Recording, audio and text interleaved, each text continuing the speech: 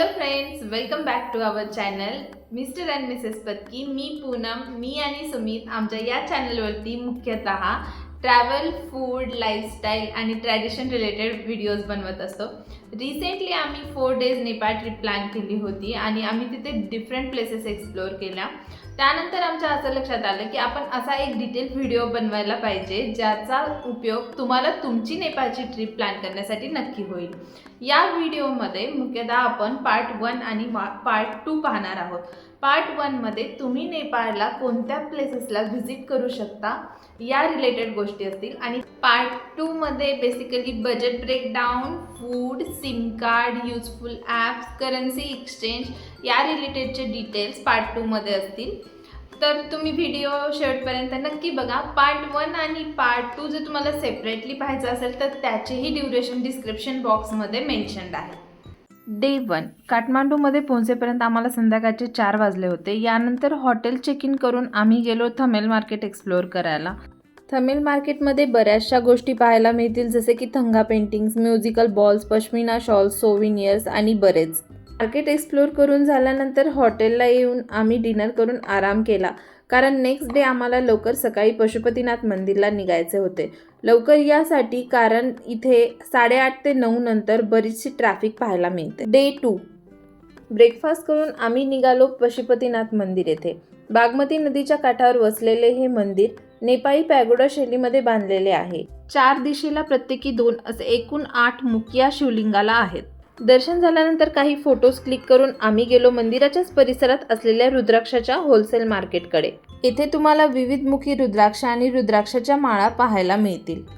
इथे थोडीशी खरेदी करून आम्ही निघालो 51 शक्तिपीठापैकी एक असलेले गुहेश्वरी देवी मंदिर. हे मंदिर पशुपतीनाथ मंदिराच्या पूर्वेला सुमारे 1 किलोमीटर अंतरावर आहे. हे मंदिर अत्यंत प्राचीन असून याचा जीर्णोद्धार 17व्या शतकामध्ये राजा प्रताप मल्लने केला होता. देवीला गुहेश्वरी देवी किंवा गुहेकाली असेही म्हटले जाते. येथून नेक्स्ट आम्ही गेलो बुद्धस्तूपा. बुद्धस्तूपा हे अत्यंत भव्य असून ते त्याच्या सुंदरता, शांतता आणि अध्यात्मासाठी प्रसिद्ध आहे. स्तूपाच्या भोवती तुम्हाला बरेचसे प्रेयर व्हील्स पाहायला मिळतात.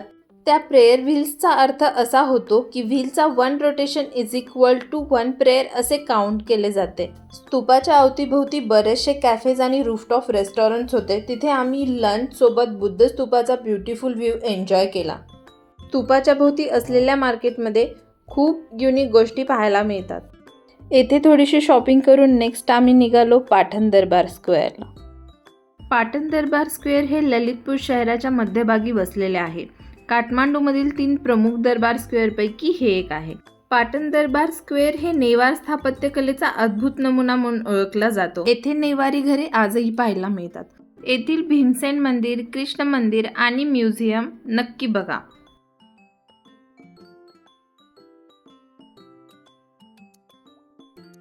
डे 3 आम्ही निघालो चंद्रगिरी हिल्स. ब्रेकफास्ट करून लवकरच निघालो या विचाराने की ओव्हरऑल होणारी गर्दी अवॉइड करता येईल.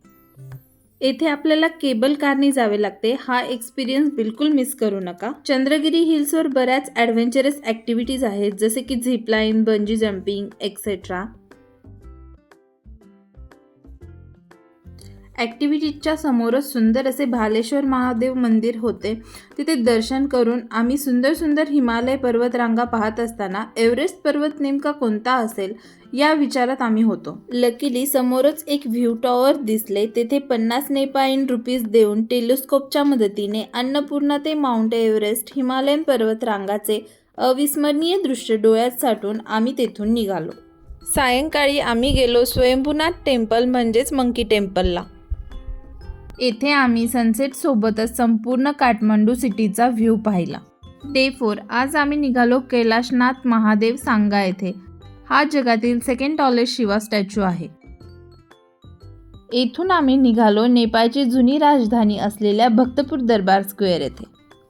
भक्तपूर दरबार स्क्वेअरमध्ये आम्हाला भरपूर मंदिरे पाहायला मिळाली, पण येथील मुख्य होते ते म्हणजे तलेजू भवानी मातेचे मंदिर. ही तलेजू भवानी माता म्हणजे नेपाळच्या राजाची कुलदेवता आहे.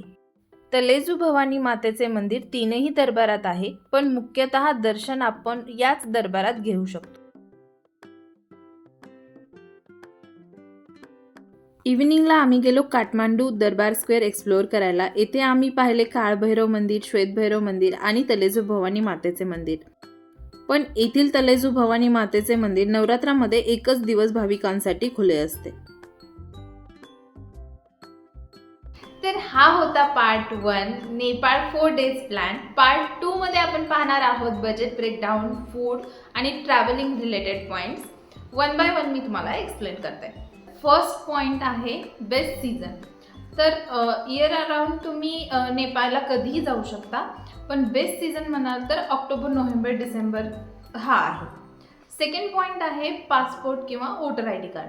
पासपोर्ट किंवा वोटर आय डी कार्ड दोन्हीपैकी एक काही असेल तर तुम्ही नेपाळला ट्रॅव्हल करू शकता. थर्ड पॉईंट आहे accommodation. Make sure accommodation book करताना तुम्ही ते नियर थमेल मार्केट बुक कराल, कारण तिथून बरेचसे टुरिस्ट पॉईंट्स जवळ आहेत. आमचं जे अकोमोडेशन होतं ते मीला हॉटेल होतं. त्याचे डिटेल्स आम्ही डिस्क्रिप्शन बॉक्समध्ये मेन्शन केले आहेत, जसे की तिथला मॅनेजरचा नंबर, लोकेशन, जेणेकरून जर तुम्हाला बुक करायचं असेल तर तुम्ही बुक करू शकता. आणि मेक शुअर की तुम्ही तुमचं अकोमोडेशन बुक करताना तुम्ही ब्रेकफास्ट आणि डिनर इन्क्लूड करताल, कारण बाहेर ऑप्शन्स तसे लिमिटेड आहेत. लंचसाठी जे जे ऑप्शन आहेत ते आम्ही डिस्क्रिप्शन बॉक्समध्ये मेन्शन केलेले आहेत. फोर्थ पॉईंट आहे सिम कार्ड आणि करन्सी एक्सचेंज. सिम कार्ड आणि करन्सी एक्सचेंज तुम्ही थमेल मार्केटमधून करू शकता किंवा कोणत्याही लोकल मार्केटमधून करू शकता. ते तुम्हाला जास्त चीपर पडेल. आम्ही ते थमेल मार्केटमधून केले होते. फिफ्थ पॉईंट आहे ट्रॅव्हलिंग. ट्रॅव्हलिंगसाठी तुम्ही पठाओ ॲप डाउनलोड करू शकता. ते ॲप कॅब बुकिंगसाठी तिकडे यूज करतात. जसे आपल्याकडे ओला उबेर आहे तसे ते पठाओ ॲप यूज करतात. आणि सेकंड ऑप्शन असे आहे की तुम्ही दिवसभरासाठी टॅक्सी बुक करू शकता. टॅक्सीसाठीचे डिटेल्स, ड्रायव्हरचा नंबर, बजेट, नेम आम्ही डिस्क्रिप्शन बॉक्समध्ये मेन्शन केलेले आहे. लास्ट पॉईंट आहे बजेट ब्रेकडाऊन.